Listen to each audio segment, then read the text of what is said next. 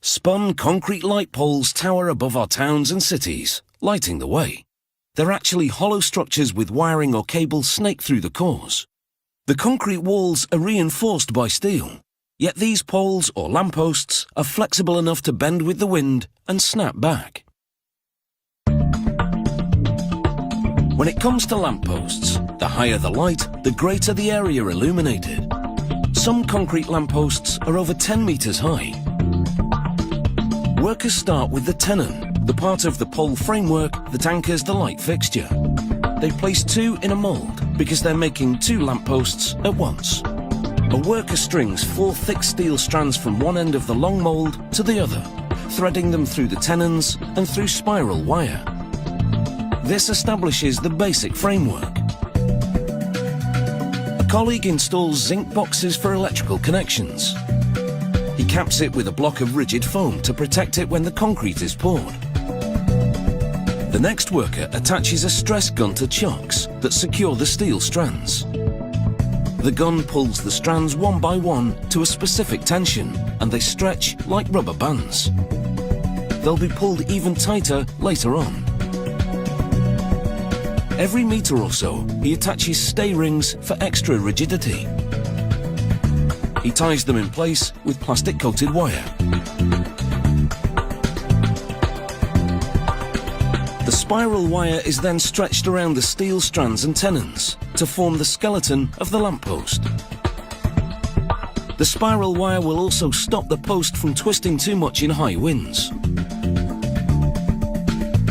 A crane transfers the long and heavy mould over to the next station and lowers it onto several stands. A hopper now swings into action. It's a travelling concrete dispenser. As it moves on a track, it funnels a special mix of concrete into the mould. The concrete has been made to order, with the customer specifying the colour and strength. The concrete also has a low moisture content. This makes it the consistency of clay and therefore malleable. As the concrete is dispensed, workers pack it around the lamppost steel skeleton. They scoop up overflow and smooth the surface of the wet concrete. One worker then cleans up the outer flanges and applies a non-stick liquid.